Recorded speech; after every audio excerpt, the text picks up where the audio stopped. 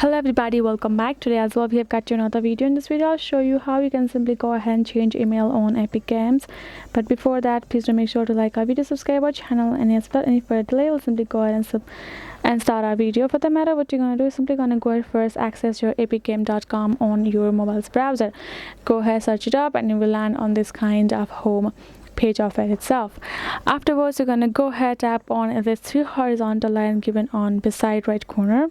Tap on it and tap on this profile icon on top, and this will lead you to this kind of various options, including this option called account. Go ahead, tap on it, and afterwards just wait for a while, and this will load this kind of information, including this account settings and account information. You can see your ID, your display name, and your email address, which is just right over here. We would like to change it or edit it.